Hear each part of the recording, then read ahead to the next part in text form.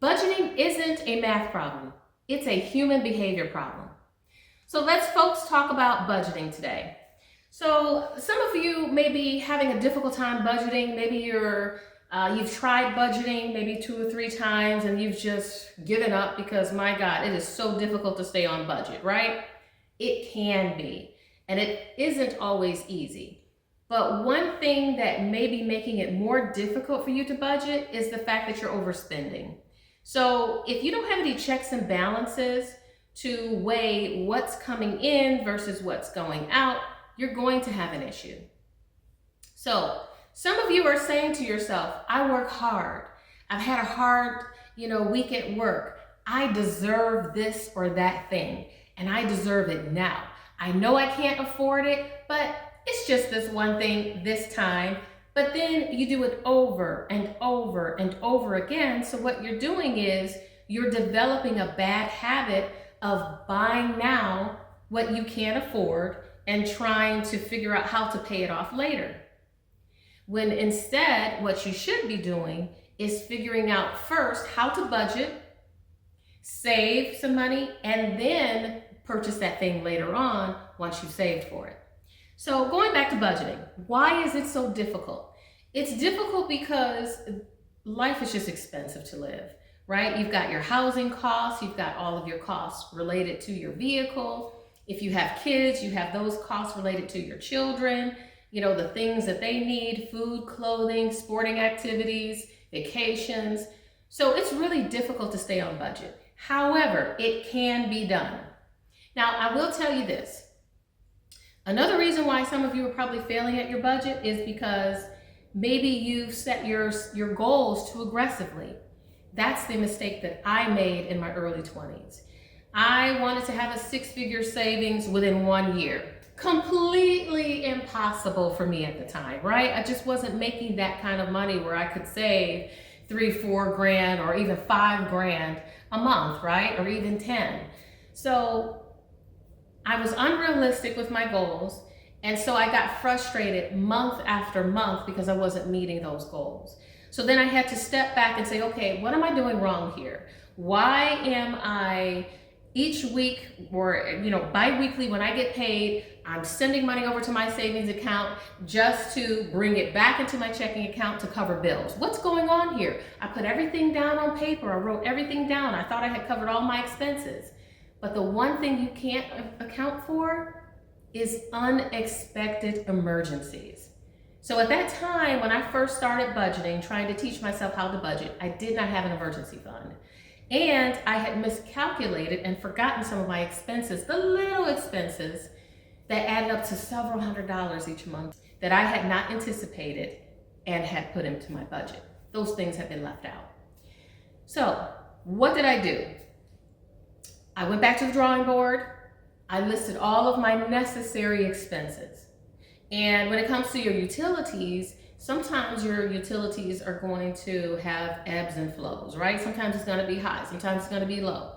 So what I did was I looked back through all my previous utility bills and I looked at, okay, what is the absolute highest amount that I'm going to pay on this utility? So I calculated that average high bill, not even an average. I calculated the highest amount. So say for instance, your heating bill at its peak is about $200 a month in the wintertime. Because I live here in Michigan, so it's we get pretty cold winters. So then for the whole year, I would estimate a $200 winter bill with regards to my heating.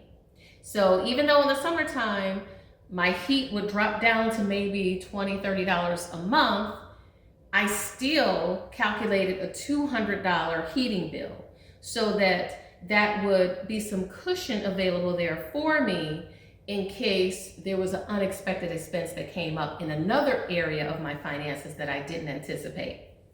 The other thing was I started looking more carefully at my spending money. I was actually spending more than I had allotted myself simply because I was using credit cards. And so instead, what I did was I went to an all money system with regards to my groceries and my credit cards. Everything else was used, I either wrote a check back then to pay for my bills, or for some of us, we may have direct deposit where the utility companies are paid directly from our bank accounts. For my gas, I always use my credit card simply because paying at the pump is always so much easier than walking into the gas station to pay for my gas. But gas is definitely a necessity, and so you can't really overspend on car gas because you have to have fuel to get yourself to work, right? So that's a fixed expense. The other thing is, what I did to monitor my budget better was, after I went on an all cash system, once that cash ran out, I'm like, oh, I can't spend anymore. But the thing is, when you use cash, as you begin to see your cash dwindling, it allows you to make some shifts before you actually spend all the rest of it, right? So if you allow yourself $300 a month for spending money, and you're not even halfway through the month and you've already blown through $150, you have to put on the brakes and say, hey, we need to slow this thing down here. So that's what I did. I began to learn how to budget better, and I began to incorporate unexpected emergency expenses, or even just unexpected expenses that would come up that weren't necessarily emergencies, but were still necessary. So once I did that and I backed off that aggressive savings goal, I actually was in a better headspace. Yes, I was saving less money, but I was in a more sensible budget that I could better control, and therefore it gave me more confidence as the months went on to slightly increase my savings goal month over month once I had a rhythm going. So that is what some of you are lacking right now. It's not that there's anything wrong with your math skills. You're not an unintelligent person. It's just that budgeting, the concept of budgeting is very simple, but it can be very difficult to stick with. Another thing that we have to overcome as humans is instant gratification. We are wired to want instant gratification, right? I mean, who wouldn't want everything that we want all at once at a snap of a finger?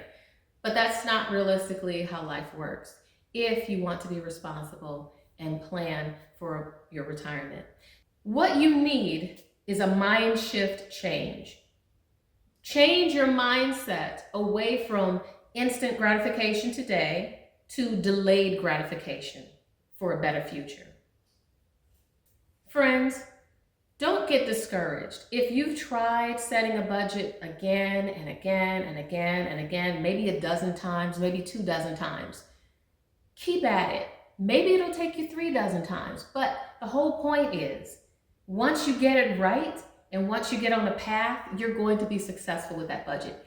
And your future self is going to thank you when you're in your 60s and you want to retire. So again, friends, keep trying. Don't give up.